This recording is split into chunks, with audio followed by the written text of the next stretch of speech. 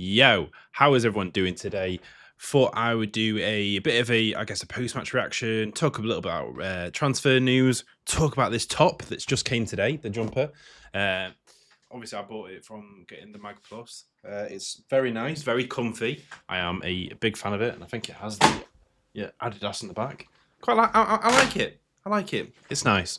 Either way, right. Let's quickly jump into this. We'll do a quick, not massive deep delve into the Man City game. We'll go through it very quickly. We were incredibly lackluster. We didn't look clinical. We had some good balls into the box. Voltemada just couldn't get on the end of them. So if I move my camera up a little bit away.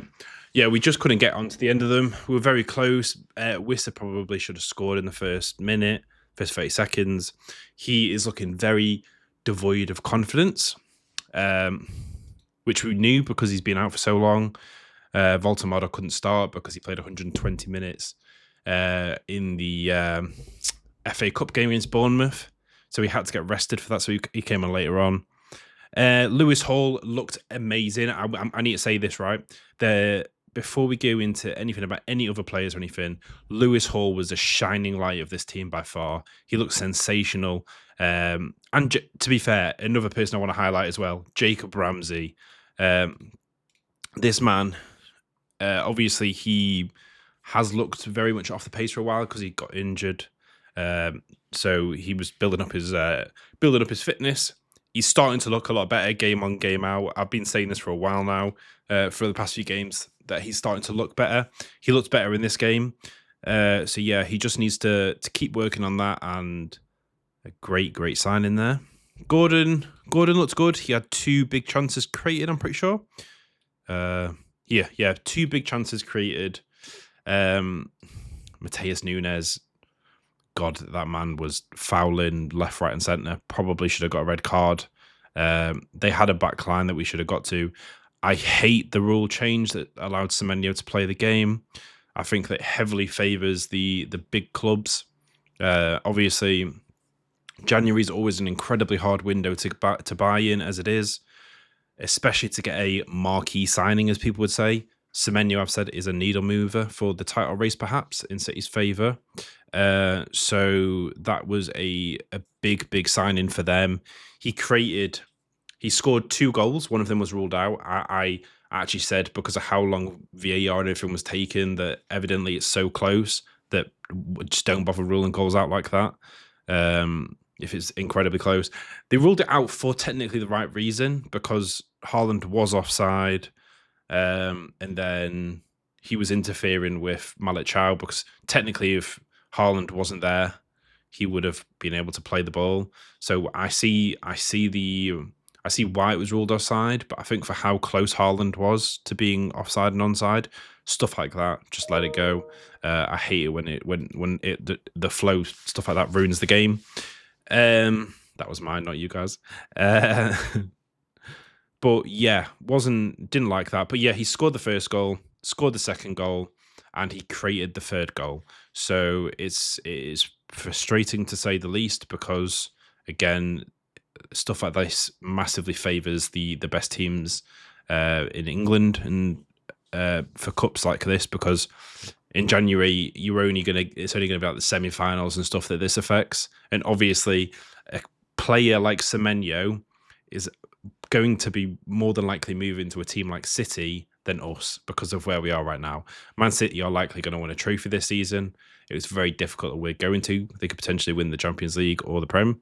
Obviously, we're still in the Champions League. I don't think we're going to win it. The Prem, Man City still can. So, yeah, it's about attraction. And Eddie Howe already said in press conferences that we won't be buying a marquee signing this summer, as we won't have the PSR to be able to afford signings in summer. But on that, also, I'll quickly say this. We definitely should have scored 1 or 2 goals. We missed quite a lot of chances. Voltemada, like I said, just missed being able to get the ball in quite a few instances. But we looked good. Different day, we actually score them. Wissa needs to get his confidence back up, and he will score some goals as well. We had 4 big chances. They had 2. We hit the woodwork twice. I remember we hit the was it Bruno hit the post, and then I can't remember who was it that hit the bar, but someone right after hit the bar.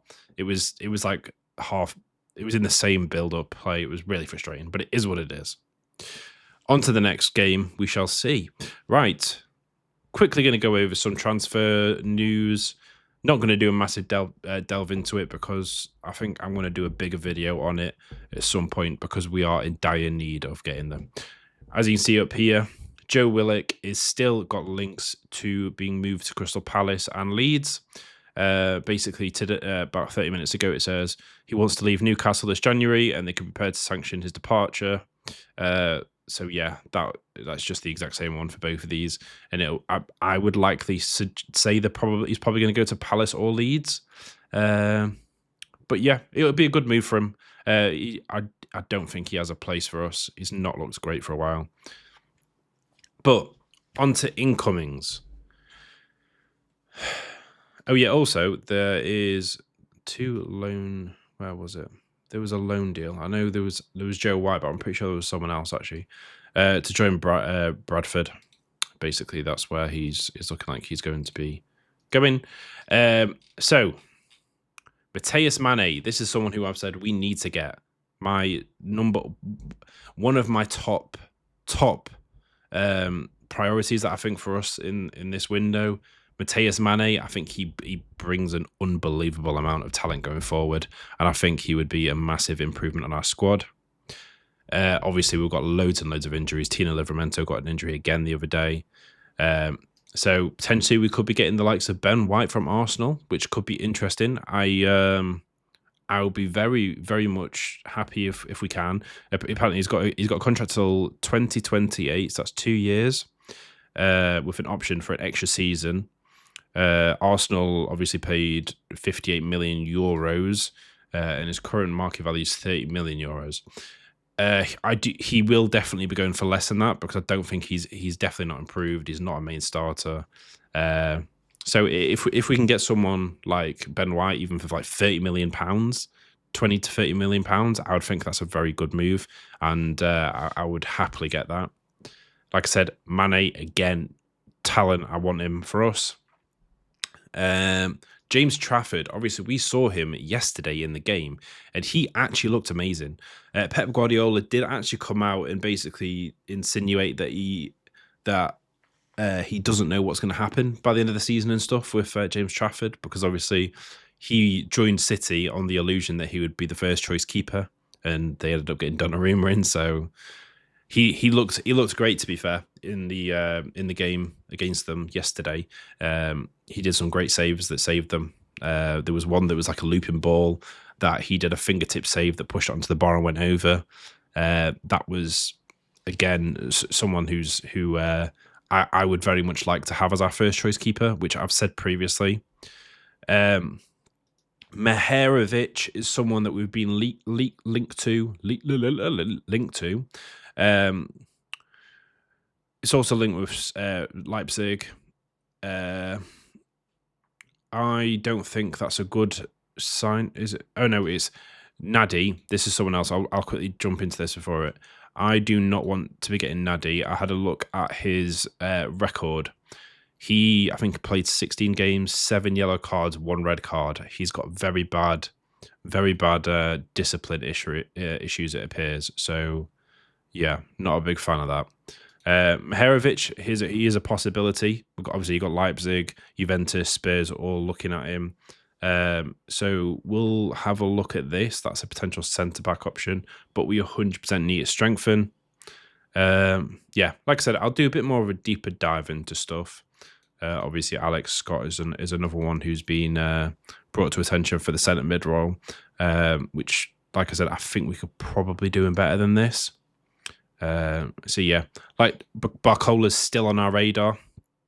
Would love to get him. Like I said, Barcola, pardon me, Barcola, Mane, Trafford, unbelievable signings. I don't personally think we're actually going to get a keeper this window.